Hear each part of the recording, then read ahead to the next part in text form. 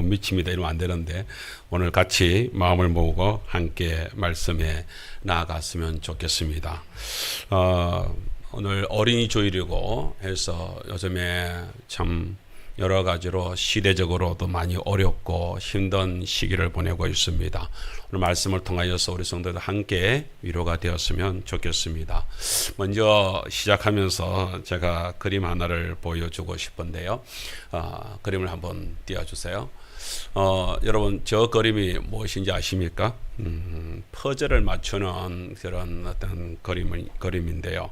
어렸을 때 우리들이 놀 때는 저희들이 뭐 밖에서 이렇게 놀거나 이렇게 할 때는 뭐 이렇게 사내들끼리 놀면은 뭐 하다못해 그때는 전쟁놀이부터 시작을 해가지고서 뭐 돌 가지고서 놀든지 술래잡기를 하든지 밖에서 노는 것들이 참 많았습니다.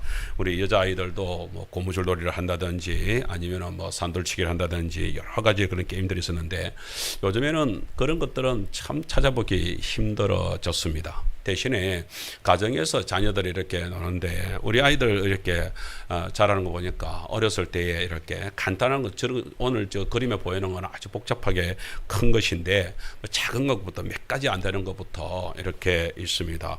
우리 지금 여기 지금 창틀에 이렇게 되어 있는 거, 저 모형틀 만들고 잘 하는 거 있잖아요. 이건 우리 민웅이가 수요일 날 이렇게 사모님과 공부를 하면서 이렇게 보면서 이렇게 저렇게 만들어 가지고서 있는 것인데 저걸 보면서 야 민웅이가 스스로 이렇게 탁 이렇게 그림을 맞추고 이렇게 합니다. 그런데 저 흩어져 있는 조각들을 보면 도대체 뭘 어떻게 만들어야 될지 어떻게 끼워야 될지 도무지 모릅니다. 근데 저기에는 한 가지 비밀이 있습니다. 그림이 있습니다. 완성되는 이렇게 이것이 조각이 맞춰지면은 이런 그림 형태가 나옵니다 하는 것이 있습니다. 오늘 이것도 그냥 뭐 조각을 주면서 우리 민웅이한테 만들어라 하면은 저게 그냥 뭐가 뭔지 모르겠죠. 그런데 완성되는 그림 틀이 있습니다. 그것을 보면서 자세히 보게 되면 저것을 어디에 어떻게 끼워야 될지 어떻게 해야 될지 조각 만들어지는 그림 형태가 나오게 되는 것이죠. 저는 이 형태를 바라보면서 참 그런 생각이 듭니다.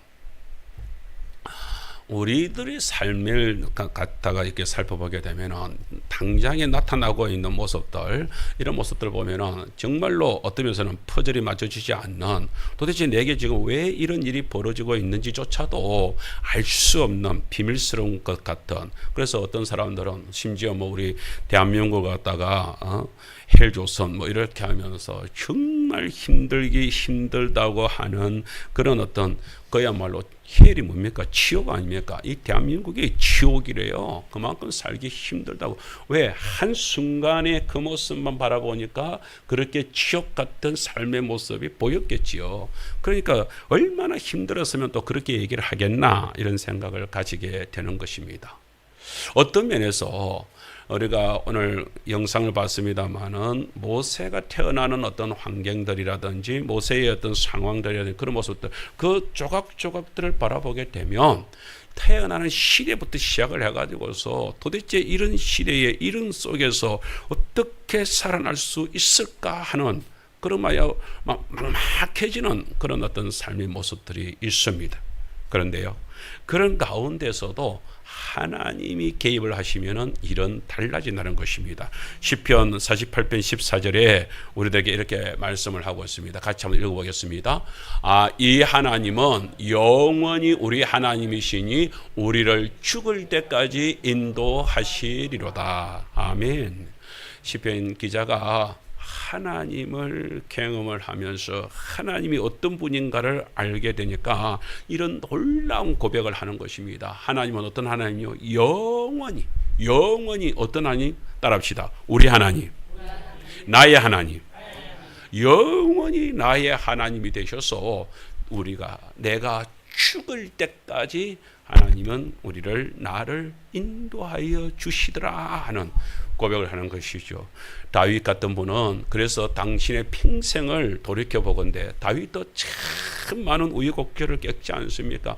참 많은 어떤 면에서는 그 슬픔과 고난과 눈물 속에 지내는 삶이었는데도 불구하고 심지어 부모 형제들로부터도 그렇게 어떤 면에서는 상처를 많이 받고 또 따돌림 당하고 외면당했던 그런 사람이었는데도 불구하고 그가 나중에 마지막 우리가 너무나 잘 알고 있는 시편 23편을 갖다가 그 찬양시를 쓸 때는 어떻게 해요? 여호와는 어떤 분이라고요? 나의 목자시니 내게 뭐가 부족함이 없었다.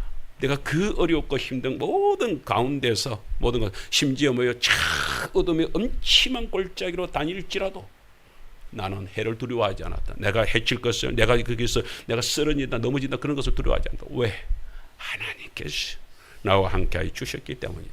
오늘 그 하나님이 만일에 인생에 개입을 하면 우리 인생에 개입을 하면 어떤 역사가 일어날까요?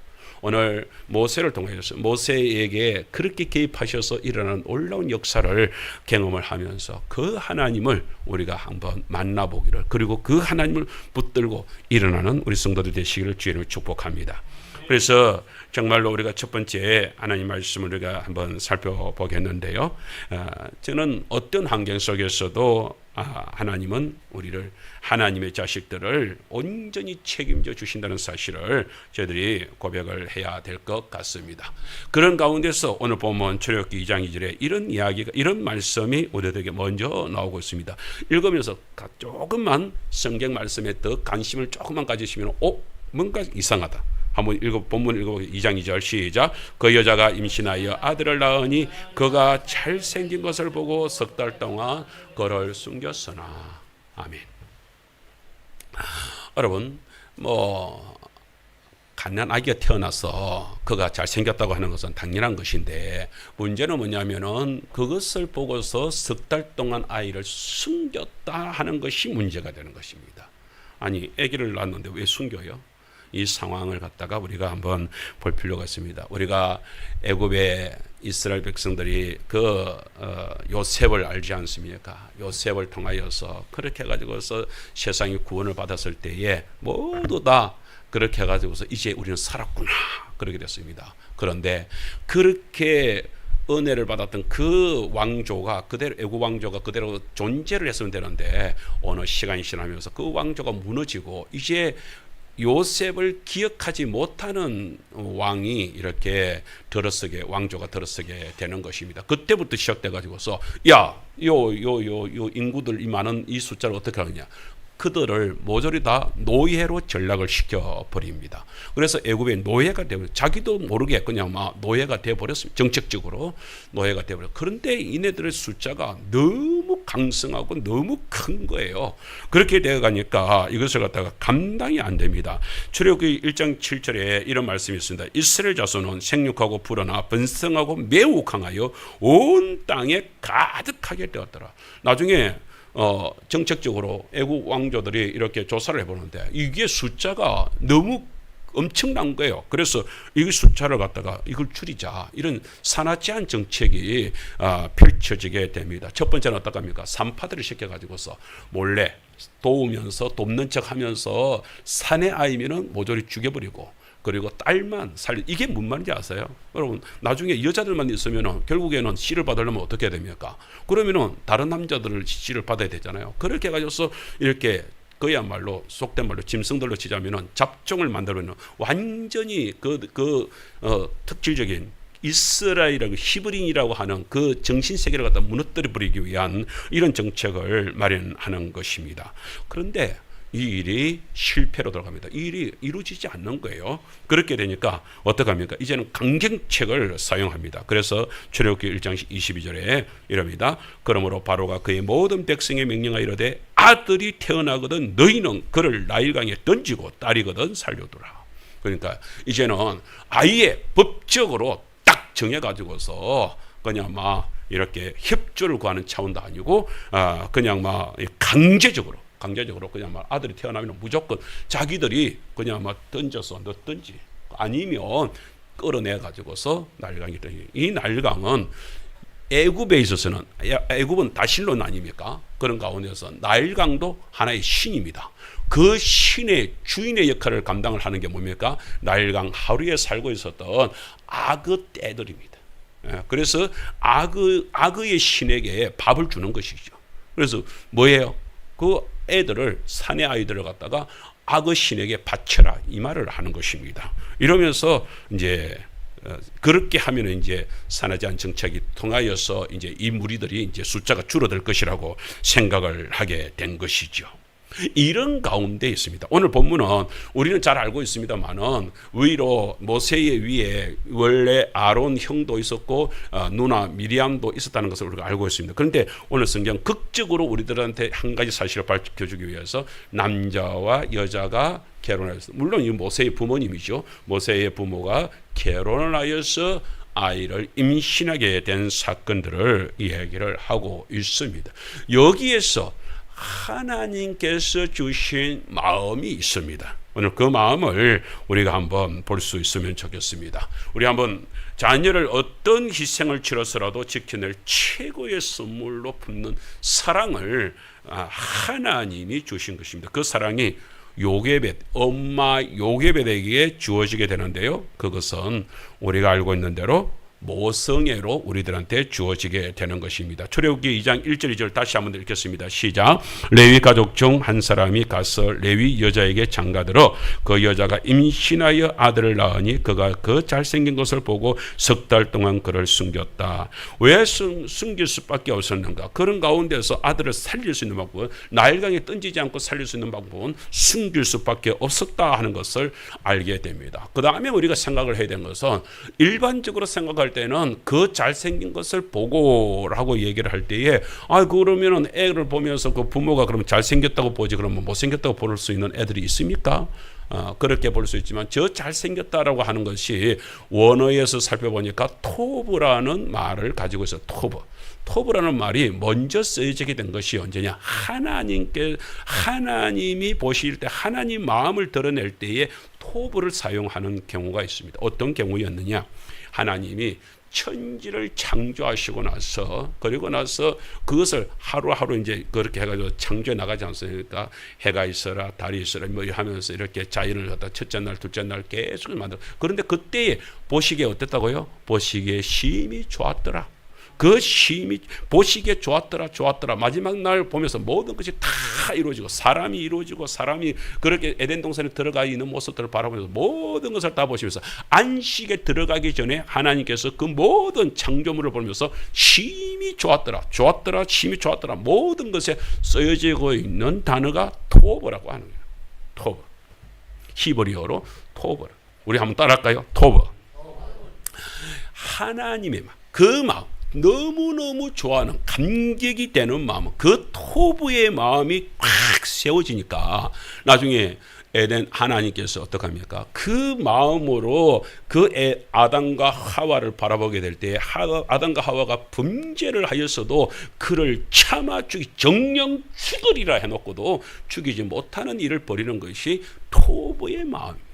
여러분, 우리가 부모가요, 자식들 잘못할 때에 물론 이렇게 훈계를 위하여서 매질을 하지만 죽도록 패지 못하는 마음, 그 마음이 뭐예요? 그게 토비, 하나님이 주시는 토부의 마음이 주어졌기 때문에 그렇습니다. 그 마음을 우리는 일반적으로 뭐라고 한다고요? 아버지에게 있는 그 하나님의 토부의 마음이 심겨져서 그것이 부성애가 되는 것이고, 어머니에게 하나님의 그 토부의 마음이 심겨지면 그게 뭐로 나타난다고요? 그게 모성애로 나타나는 것입니다. 그래서 앞으로 우리 성도인들은 이렇게 부성애의 적인 마음, 아버지의 그 사랑, 또 엄마의 그 사랑, 그 모성애를 갖다 얘기할 때, 그게 누구예요? 하나님께서 우리에게, 하나님의 마음, 그 하나님의 마음이 우리에게 심겨진 그 토부의 마음이 심겨져서 부성애가 일어나고, 그것이 일어나서 모성애가 일어나는 것이구나. 그리고 우리가 일반적으로도 우리 성도들이 일반적으로 가지고 있는 그 사랑의 그 어떤 면에서는 하나님 가지고 있는 그 조각들, 마음의 조각들이 우리들한테 심어지게 된 것 모두가 다 사랑으로 우리가 좋게 나타나는 모든 것들이 다 어떤 마음이요? 토부의 마음, 하나님의 마음이 우리에게 심겨졌구나 하는 것입니다. 자, 그 모성애가, 부성애가 지금 있는 가운데에서 지금 아이를 하더나 하나님께서 거기다가 또 우리 초대교회 성령의 역사가 일어나는 것처럼 하나님께서 강력하게 성령의 힘을 더 불어넣는, 그 힘을 불어넣겠지요. 그 부성애, 그 토부의 마음이, 그 모성애, 부성애가 꽉 살아나는 가운데서 아이가 드디어 태어났습니다. 딸이었으면 아무 근심 걱정이 없었을 것인데, 그런데 태어나니까 아들입니다.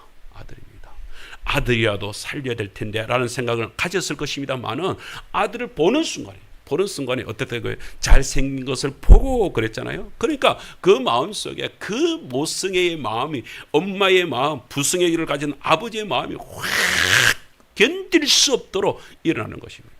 우리 아이를 살려야 되겠다, 살리자. 이게 그냥 엄마 아빠의 강력한 마음이 되는 것입니다. 그래서 우리가 생각을 하게 될 때, 우리 자녀들, 우리 성도님들도 오늘 이 시간을 빌어서 우리 성도들 마음속에 하나님의 마음, 그 토부의 마음이 다 있기를 축복합니다. 우리 토부의 마음은요, 좋다, 아름답다, 훌륭하다. 이게 이제 하나님께서 그 천지 만물을 만들어 어떻게 했어요? 이야, 좋다. 아담과 하와를 탁 만들어 놓고, 어떻게 당신의 형상대로 만드신 그 아담과 하와를 보면서 이놈 이쁘구나, 이 잘생겼구나, 그런 마음들이 확 있는 거 아니겠어요? 자, 토보의 마음으로 옆에 분들한테 이렇게 인사합시다. 당신이 참 잘생겼습니다. 시작. 이래서 같이 앉으라니까, 혼자서 떨어져 앉지 말고 같이. 여러분 정말 잘생겼습니까?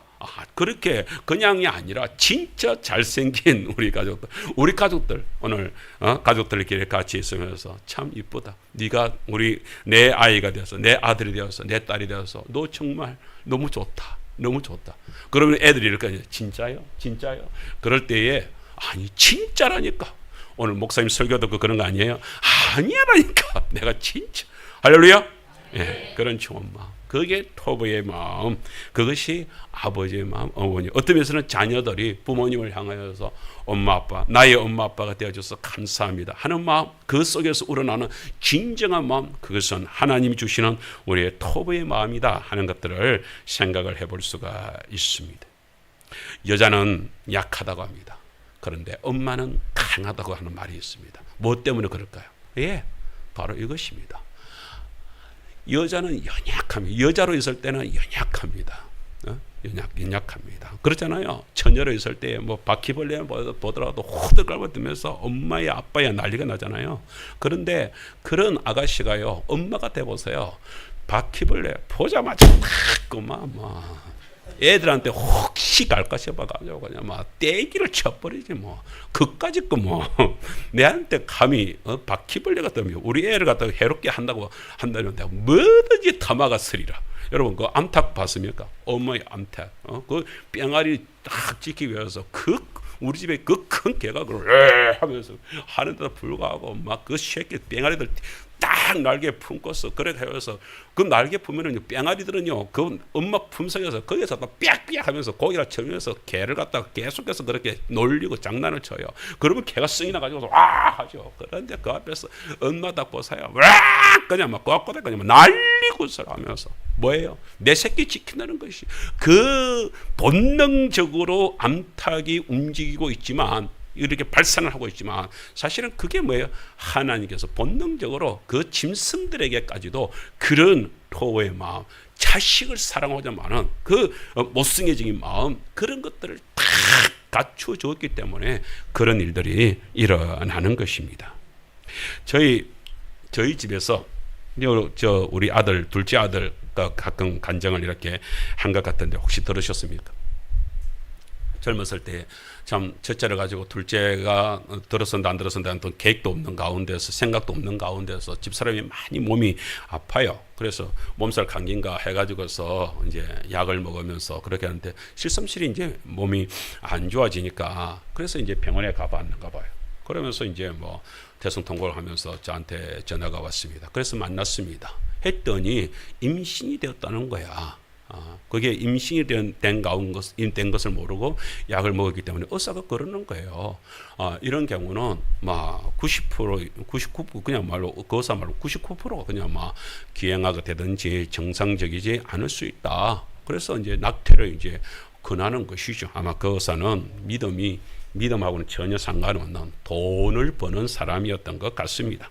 그래서 이제 저희 집에 이제 얘기를 하는데 저희들이 신앙을 가지고 있잖아요. 그리고 저는 목사가 앞으로 될 것이잖아요. 어떻게 그걸 모를 때는 모르고 낙태를 하는 것하고 알고서 하나님의 앞에서 죄를 짓는 것은 다른 것이죠.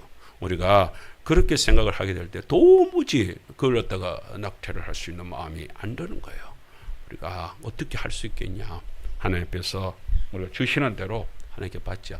마음이 많이 솔직한 얘기로 그러면서 에이 그게 없어. 우리는 그렇게 정상이지 않아도 상관없어. 우리는 하나님께 주시는 대로 무조건 받을 거예요. 아니요. 저는 솔직한 얘기로 그런 너무 뜨거운 믿음 그런 것들은 솔직히 없었습니다. 불안하고 마음이 쓰리고 어떤 면에서는 제발 우리한테 우리가 과연 감당할 수 있을까? 그것을 견딜 수 있을까? 그런 걱정, 근심 다 있었습니다.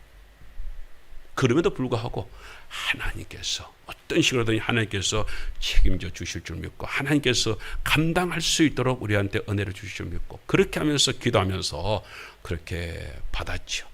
그렇게 하면서 그래서 우리 둘째 아이를 할 때는 기행학 검사 당연히 하면은 검사하면은 기행아가 된다 하더라도 우리는 받아야 되니까 검사를 할 필요가 없다. 그래서 우리 새 아이를 할 때는 저희들은 기행아 검사 자체를 안 했습니다. 왜냐?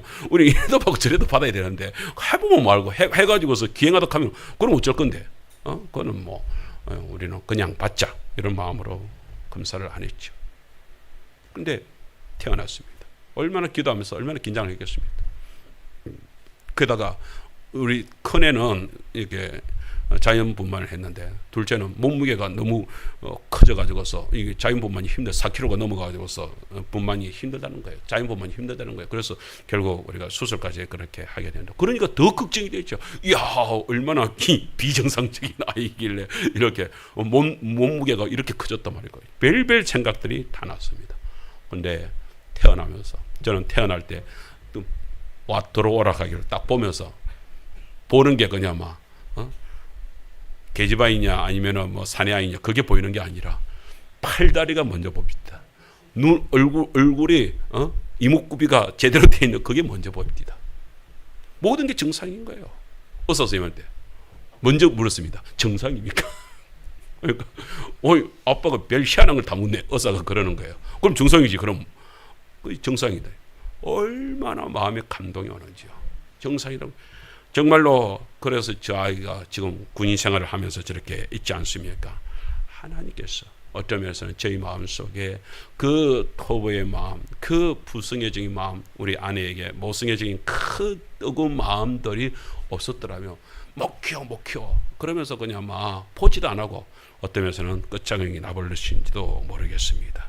하나님은 요게벳에게 큰 모성애, 목숨을 바쳐서라도 내 아이는 내가 지켜야 돼 하는 그 뜨거운 마음을 주셨기 때문에 아이를 붙들면서 정말로 지금 만일에 그렇게 군인들한테 잡히면 들키면은 그대로 어떤 면에서는 왕의 명령을 어겼기 때문에 그 집안이 멀쩍될지도 모르는 상황임에도 불구하고 목숨을 걸고서 지켜지게 되는 상황이 벌어지게 되는 것입니다. 이때의 상황을 히브리서 11장 23절에서는 보다 더 정확하게 그리고 아주 세밀하게 저들한테 말씀을 해주고 있습니다. 히브리서 11장 23절 시작. 믿음으로 모세가 났을 때에 그 부모가 아름다운 아이임을 보고 석 달 동안 숨겨 왕의 명령을 무서워하지 아니하였으며 아멘. 그렇죠? 무서워하지 아니하였다. 정말로 긴장되는 게 하나도 없을까요? 왕이 명령하더라도 내가 이런 마음은 아니었을 것입니다. 긴장되고 힘든 마음들은 분명히 있었을 것입니다. 그런데 아이를 지키고자 하는 그 모성애가 그런 왕의 명령마저도 이기게 하는 담대함을 주는 것입니다. 여러분 우리가 담대함이라고 하는 것이요 그냥 아무 겁이 없이 우리 전도 나가면서 이렇게 하면서 사람들한테 만나면은 이렇게 공격을 하기도 하고 안 좋은 소리도 하기도 하잖아요.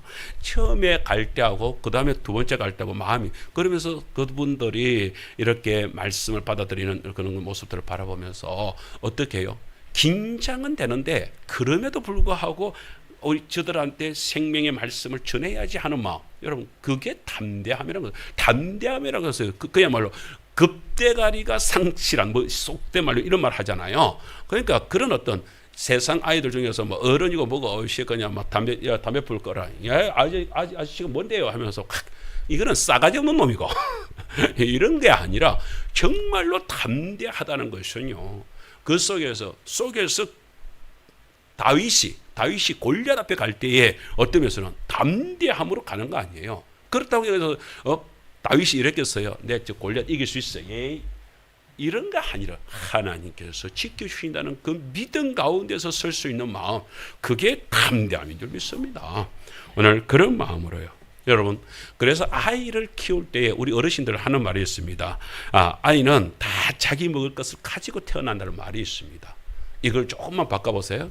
하나님께서 이 아이가 길러질 때, 이 아이가 태어나서 이 아이가 살아가게 될 때 하나님께서 책임져 주신다.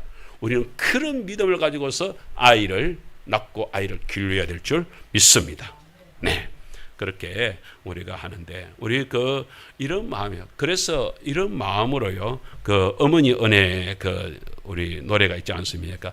나 실제 괴로움 다 잊으시고 길으실 제 밤낮으로 애쓰는 마음, 진 자리 마른 자리 가라니시며 손발이 다 닳도록 고생하시네. 하늘 아래 그 무엇이 높다 하리요. 어머님의 은혜는 가히 없어라. 여러분, 이 어머니의 은혜를, 이 노래를 가만히 불어보면 이 속에 그 모성의 그 하나님의 토부의 마음이 그대로 살아나는 듯한, 그죠? 아이를 낳을 때에 어떤 면에서는 우리 어머니들이 다 막 그런 마음 아니겠어요? 첫 번째, 처음에 첫 아이를 낳을 때 얼마나 고생합니까? 그죠? 그래서 우리 어르신들 들어보면은 다 그런 말씀을 하셔요. 첫 안 낳고 너무 힘들어가지고 둘째를 안 낳을 거야. 근데 둘째 낳을 때 어떻게 해요? 첫 번째 낳았을 때 그 마음이 어느 순간에 싹 잊어지는 거예요. 둘째가 임신했어요. 엄마야, 내가 어떻게 첫 번째 낳을 때 그 약도 놓을 때 내가 그렇게 고생했는데 나 둘째 못 낳아. 이러면서 낙태를 하는 부모, 엄마는 저는 못 봤습니다. 또 낳습니다. 전에 작년에 다니엘 거기에 10명을 낳았어요. 낳습니다. 그런데 첫째 낳을 때 그 고생했던 거 그게 기억 안 나니까 이상하게 잊어지는 거야. 또 잊어지는 거야. 그게 뭐예요? 그게 모성애입니다. 할렐루야. 우리에게는 하나님께 주신 그 모성애로 말미암아. 그런데요, 모성애는 그렇게 해서 아이를 품는 사랑의 모성애만 있는 것이 아니라 어느 시간이 되면요, 하나님 앞에 놀라운 결단을 하면서 아이를 떠나 보내는 것도 사랑이라는 것을 알게 됩니다.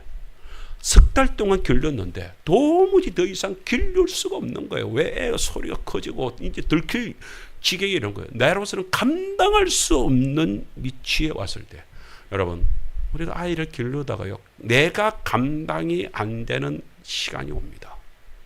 그때에 우리가 진짜 신앙인이라고 한다면 하나님께 내놔야 됩니다. 하나님께 맡겨야 됩니다. 그래서 여기에선 엄마는 기도하면서 어떡할까? 이 아이를 어떻게 그 다음 어떻게 이 아이를 살리지? 그래서 하는 게 뭐냐면은 갈대상, 오늘 그 영상에 봤지만은 거기 바구니를 이렇게 만들어서, 그게 뭐예요? 갈대상자. 그 갈대상자 그게예요. 원어의 뜻은요, 그게 방주와 같은 단어입니다. 노아의 방주와 같은 단어의 뜻을 가지고 있습니다. 노아의 방주가 뭐예요? 그게 사람들이 그 속에 들어갔지만 거기에는 노도 없어요. 거기는 풍랑도 없어요. 거기에는 돛도 없어요. 거기는 키도 없어요. 아무것도 없어요. 그냥 상자 같은 그냥 방주입니다. 그 속에 짐승들 들어가 있고 그 속에 사람 들어가 있고 아무것도 없이 하나님께 모두 내맡기고 있는 것처럼, 지금 갈대 상자를 만든 엄마의 마음을 보세요. 어떤 면에서는 오늘 영상으로 보는 것은 어떤 면에서 성경 이야기하고는 조금 다릅니다.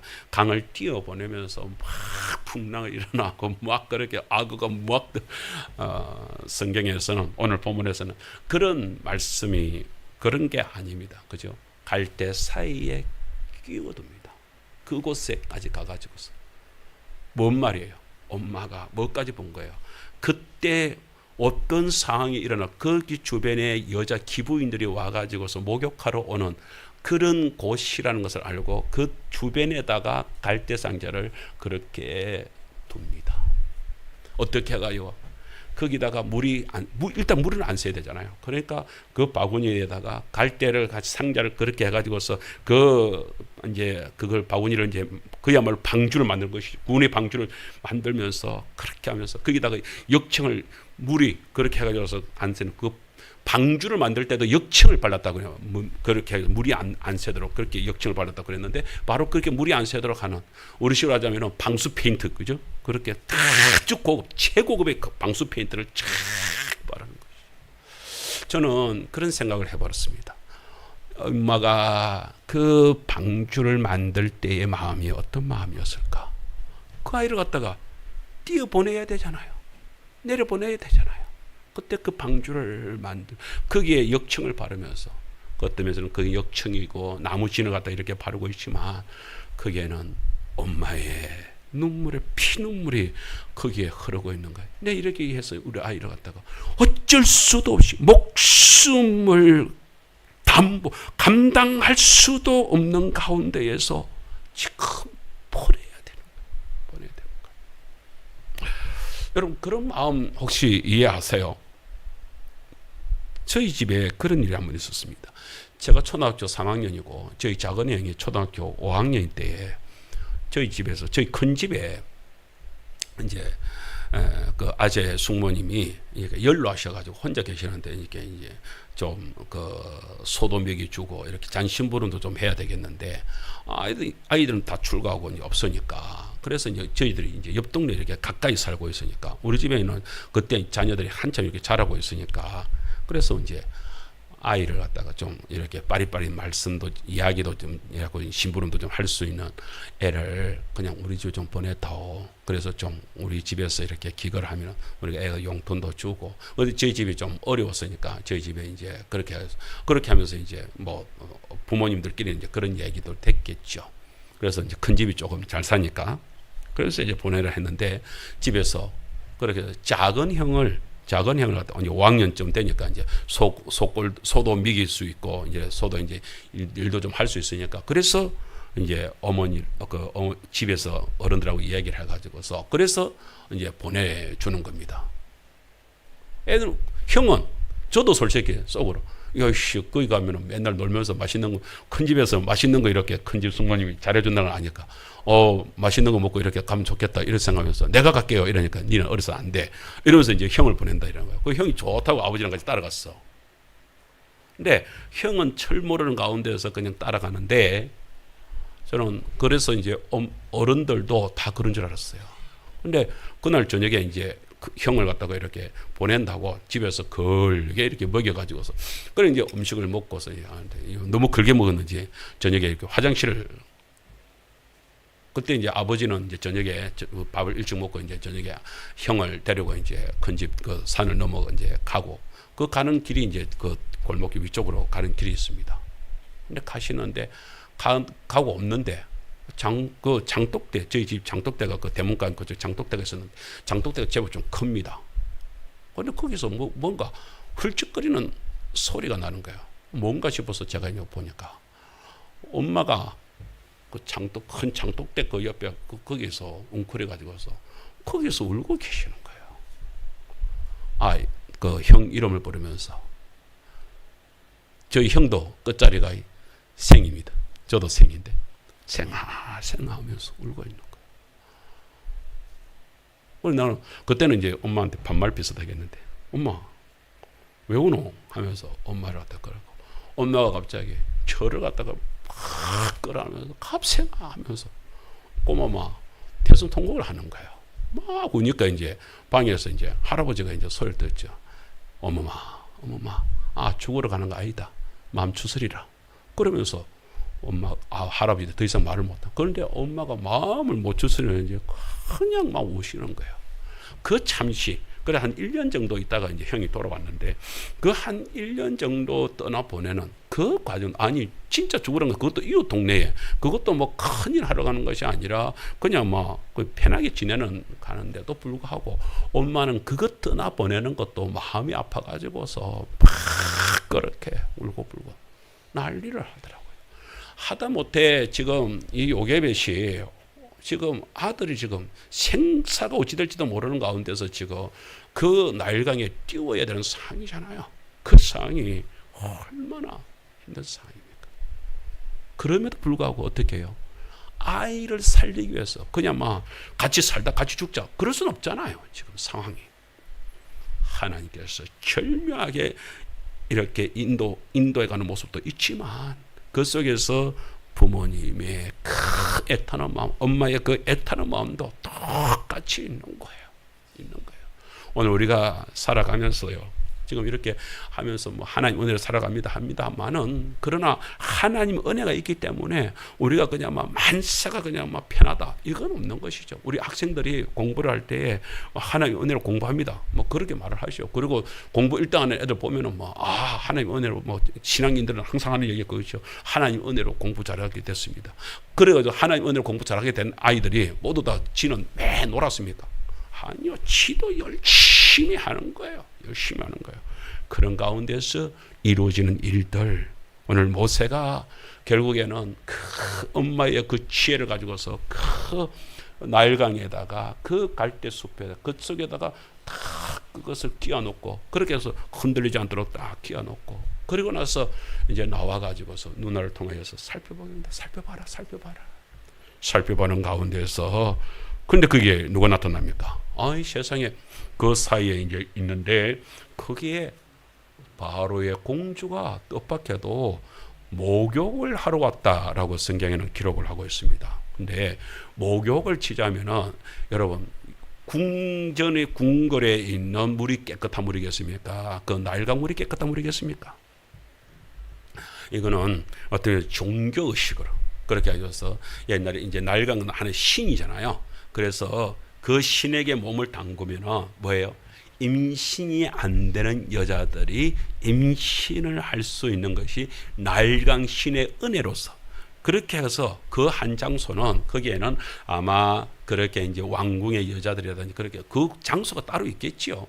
그러니까 그곳에다 그렇게 뒀지. 그러니까 그것은 귀족들이 와서 몸을 담그는 신재래식을 위하여서 몸을 담그는 그런 나일강 그 장소가 있었을 것입니다. 그곳에. 그러니까 엄마는 뭘 생각한 거예요? 그게 누가 됐든지 간에 정말로 이곳에 두면은 귀족들이 들어와서 우리 아이를 갖다가 취하여 갈 수 있도록, 그렇게 물론 저 공주가 그건 생각하지 않았을 것입니다. 그것까지 계산한다면 진짜 이건 하나님이죠. 그러나 예수님이란 몰라도 그렇게 생각 안 했어요. 그렇게 했는데 공주가 뜻밖의 시녀들과 함께, 그리고 호위대는 옆에서 이제 딱 진을 치고 있는 가운데서 공주가 이제 몸을 딱 담그는데 보니까 그 갈대에 상자가 딱 있는 거예요. 근데 거기서 애기 울음소리가 앙앙 울고 있는 거예요. 시녀를 통해서 저 가져와. 그래서 딱 봤어요. 만일에 이걸 갖다가 공주가 먼저 딱 발견 안 했으면 어떤 일이 벌어졌겠습니까? 그게 아니고 시녀가 딱 봤으면 어떻겠습니까? 야, 이거 히브리 사내네 이래가지고서 악어 봐봐 당장 던져버렸겠죠. 그런데 공주가 보고, 공주가 애기 울음소리가 들리고 가져와라. 그러니까 거역할 수 없으니까 가져온 것이죠. 여러분, 이것도 정말 기가 막히게 하나님께서 다 그렇게 역사하시라는 거예요. 가끔은요, 우리가요 신앙생활 할 때요 기가 막히다, 정말로 이거는 하나님의 도우심 아니면은 정말로 말을 할 수 없다, 그런 하나님의 놀라운 은혜가요 우리들한테 있습니다. 기가 막히게 그런 일들이 벌어지는 것입니다. 그렇게 해가지고서 딱 오게 되는데, 그 아이를 딱 바라보면서, 그 아이를 보면 오늘 이거 보세요. 출애굽기 2장 5절에 이렇게 말합니다. 바로의 딸이 목욕하러 나일강으로 내려오고 시녀들은 나일강가를 거닐 때에 그가 갈대사의 상자를 보고 시녀를 보내 가져다가 열고 그 아기를 보니 아기가 우는지라. 그 아기가 울고 있는 것을 바라보면서 어떤 마음이 들었다고요? 그가 그를 불쌍히 여겨 이르되 이는 히브리 사람의 아기로다. 기가 막히잖아요.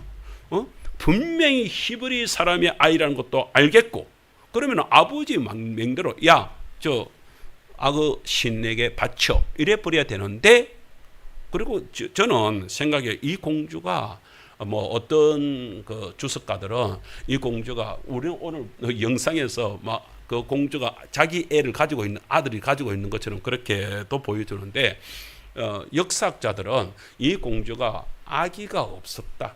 그래서 사실은 아기 임신을 위하여서 그 재래 의식을 위하여서 거기에 왔을 가능성이 있다. 이렇게 보는 견해들도 있습니다. 그러나 일반적으로 그것은 자기 본토에 의지, 원래 여러분 주인의 의식을 가지고 있는 우리나라에도 조선시대도 그렇잖아요. 상놈 뭐 이런 사람 취급 안 했잖아요. 아무리 뭐 고귀한 여자라고 하더라도요, 종을 보면서 노예들을 보면서 어이구 노예님 이렇게 떠받드는 사람은 없습니다. 보통은 그냥 종은 종입니다.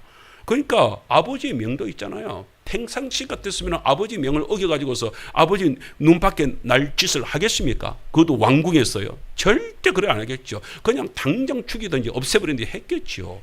그런데 말이에요. 그런데 오늘 이 모세 아기가 울고 있는 이 아이를 바라볼 때에 그 공주의 마음속에는 견딜 수 없는, 이 아이를 갖다 도무지 그렇게 아버지 명대로 강에다가 버릴 수 없는 마음, 그런 불쌍히 여기는 마음, 특별한 마음이죠. 자, 이거는 어떻게 해서 제가 생각해 볼 때는 공주 스스로도, 자기 스스로도 이것을 내가 왜 이래? 이랬을 거예요. 내가 지금 무엇 때문에 이 아이를 이렇게 내가 보호하지? 이럴지도 모르요. 이런 마음들이 속에서 일어나는 그 불쌍한 마음이 일어나서 견디지 못하도록. 그래서 그 아이를 갖다가 품는데, 마침 여러분 생각을 해보세요. 공주입니다. 주변에서 시녀들이, 그 시녀들이 뭐하러 왔겠습니까? 호위대입니다. 호위대. 그 공주를 지키기 위한 호위대가 그 시녀들입니다. 그런데 그 앞에서 미리암 그 누이가 오는데 보니까 뭡니까? 히브리 계집아이입니다. 계집아이가 겁도 없이 그 공주에게 뚝 나타나가지고 어떻게 왔겠습니까? 여러분, 갈대 숲 사이에서 물을 헤치고 이렇게 들어왔지 않겠습니까? 그래야만 공주한테 올 수 있는 길이 없지 않습니까? 그렇게 왔는데도 불구하고 그걸 갖다 내치지 않습니다. 당연히 히브리 노예가 감히 공주 앞에 허락도 없이 나타나요? 불러도 올까 말까인데 나타나요? 그러면 이것이 이래야 되는데, 야 불러와봐. 이랬을 거 아니에요. 그래서 얘기를 하는데, 뜻밖에도 뭐예요? 유모를 내가 찾아다 줄게요. 이런다고. 유모를. 여러분, 왕궁에는 유모가 없겠습니까? 이 사내 아이를 데려가면은 왕궁에서 그 젖을 먹일 수 있는 여자가, 그 산모되는 여자들이 한 명도 없겠습니까? 아니겠지요.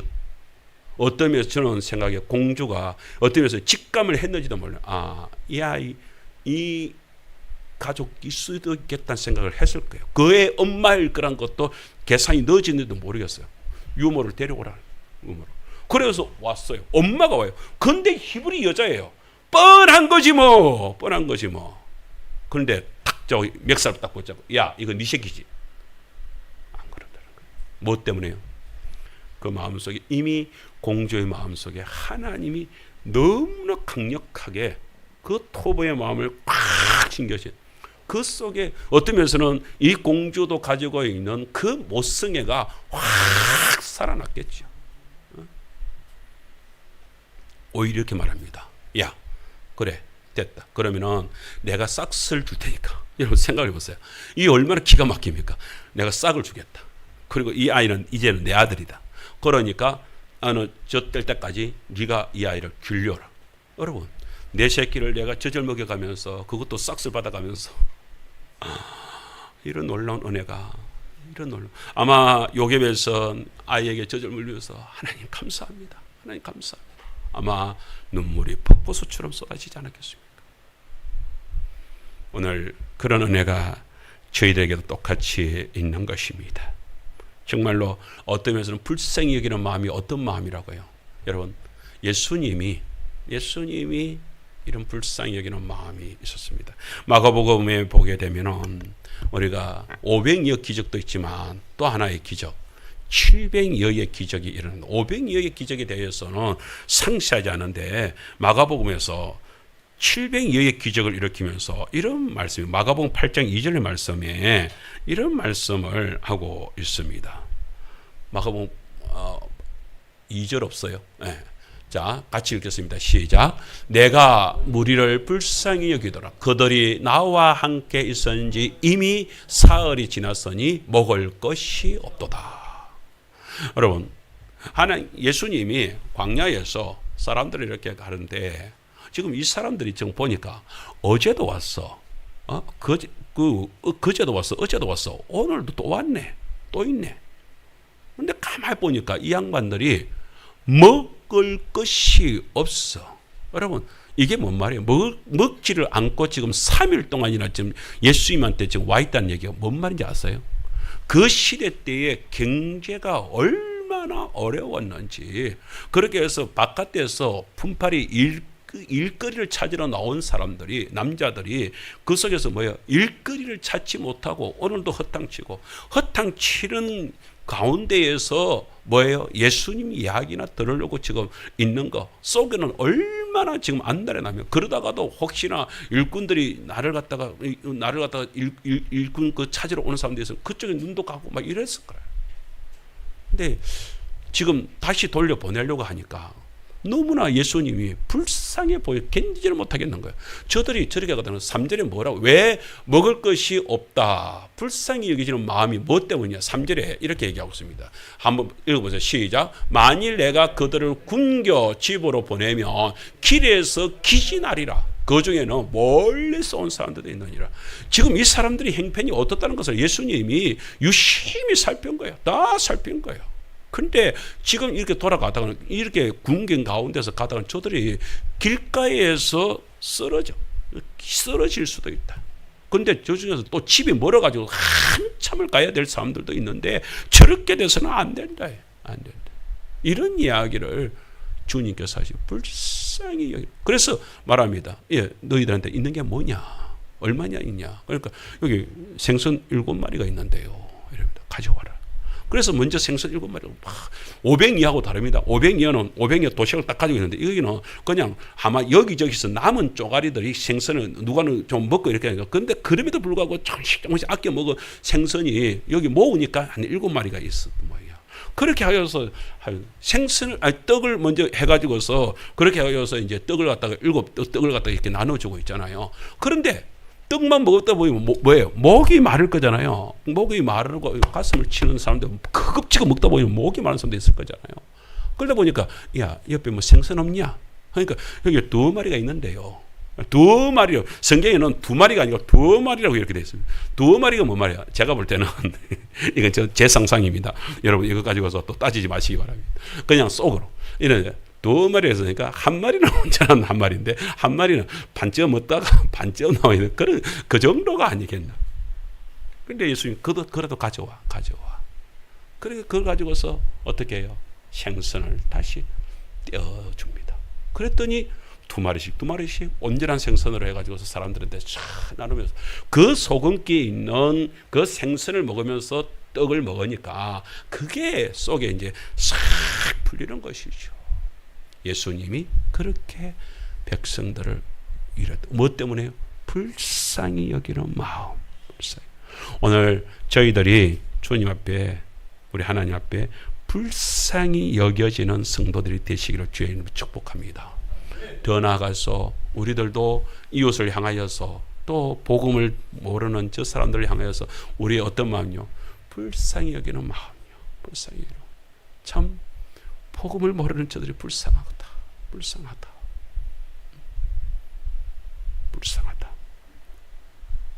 그런 마음이 우리의 마음이 되어야 되지 않겠나, 이런 생각을 가지게 됩니다.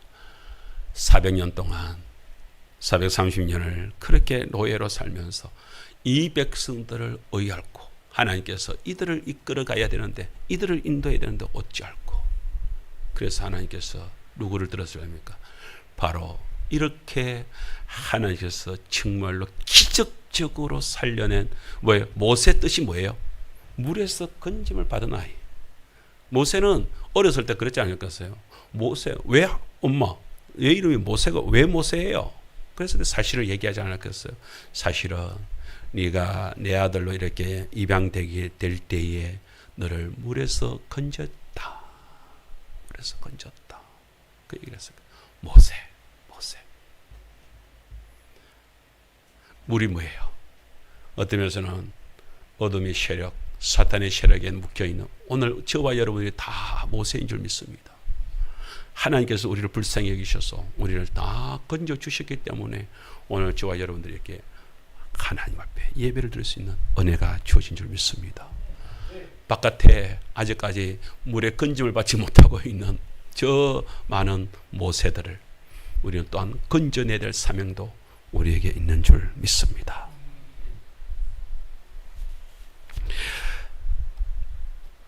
그 아기가 자랍니다. 그 아이가 공주의 양자로 들어가 가지고서 궁에서 놀랍도록 지도력을 갖추면서 잘 자랐습니다. 그 아이를 하나님께서 이렇게 길러주시는데요. 그 아이가 어떻게 되면 출애굽기 3장 10절에 이제 내가 너를 바로에게 보내어 너에게 내 백성이 이스라엘 자손을 애굽에서 인도하여 내게 하리라. 그렇게 약속을 해주고 있습니다. 그 지도자로 우뚝 세워줍니다. 여러분, 저는 오늘 여기에서 말씀을 맺으려고 합니다. 정말로 우리도 이제 제2의 요게벳이 모세의 부모의 마음이 이제 우리의 마음이 되어야 될 줄 믿습니다. 그래서 바라보십시오. 먼저는 여러분, 요즘에 시대가 얼마나 어려운지요. 우리 목사님, 제가 잘 아는 목사님 이런 얘기를 해줬습니다. 박 목사, 우리 딸이 결혼을 안 하는데 요즘에 비혼주의, 결혼 안 하고 살겠대. 왜? 엄마 아빠가 너무 힘들게 자기들을 기르는 것 같아서 그런 마음이 들었던 모양이에요. 그래서 자기는 결혼 안 한대.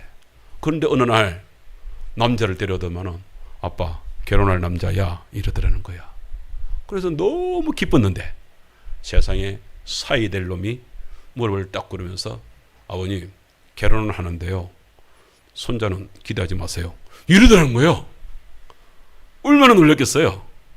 근데 목사님은 결혼 안 하겠다는 딸이 결혼을 하는 걸 보니까 또 마음이 바뀌었습니다. 왜?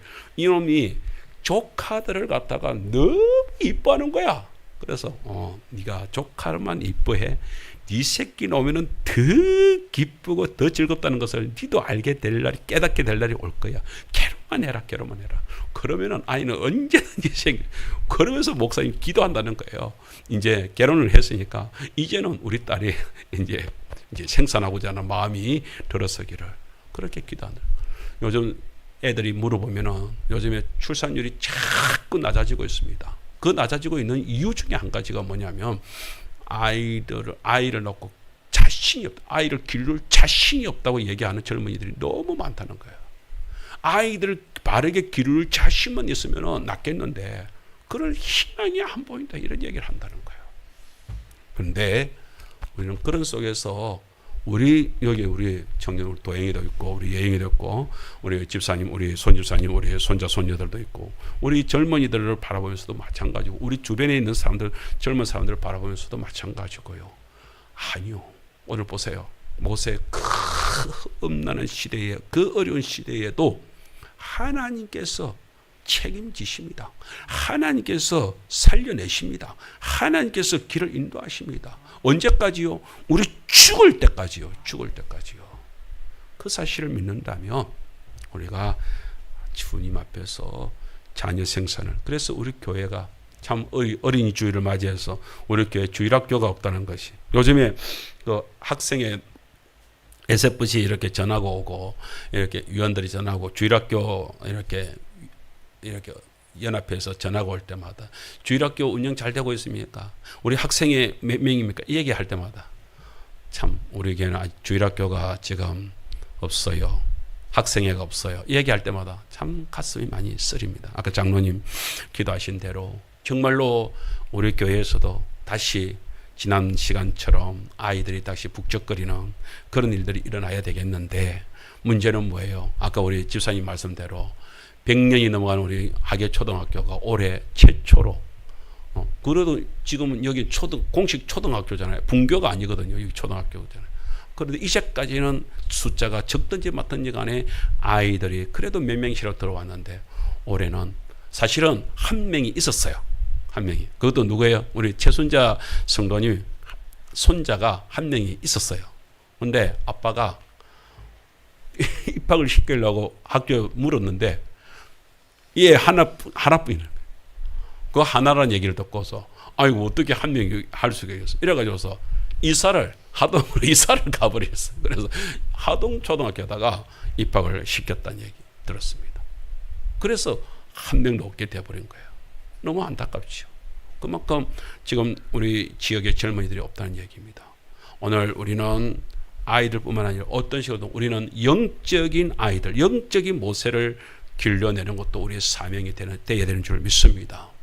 제가 우리 시골 교회에 이렇게 있으면서 가끔 목회자들 중에서 또 저를 아끼는 분들 중에서 선배들이 그럽니다. 도시로 나오지. 그럴 때마다 그럽니다. 나는 제가 사역하는 곳에 전도할 사람이 한 명도 없으면 도시로 나가겠습니다. 어른이 되었던 아이들이 되었던 간에 아직까지도 전도할 대상이 우리 하계 몇만 하더라도요 3,000이라 그러잖아요. 근데 글쎄요 우리 저기 사계척 교회 다 합치면은 여기 우리 성도들 몇 분들이나 될까요? 오늘 우리만 보더라도요. 지금 제가 볼 때는 사계척 교회들 여기 지금 있는 교회들 저기 순복음 우리 하강 우리 하계 우리 여기 하계까지 다 합쳐가지고서 성도들 합쳐도요. 저는 글쎄 한 200-300명 될란가요? 너무나 적은 숫자죠. 한 교회에 50명씩만 잡아도 200명밖에 안 됩니다. 근데 글쎄 우리 교회만 하더라도 지금 50명이 됩니까? 글쎄요. 300명이 되려고 하면은 최소한 뭡니까? 한 100여 명 이상은 돼야 300명이 넘어가는 이런 일들이 벌어지게 됩니다. 3,000명이라면 지금 10%도 아직까지 우리 교회에 들어오신 우리 성도가 안 되고 있다는 얘기를 하고 있습니다. 오늘 저희들이 다시 우리가 깨어나야 되겠구나. 그래서 그런 믿음으로 이렇게 일었어야 될 시기가 됐는데요. 오늘 제가 이 찬송을 잡았습니다. 우리 586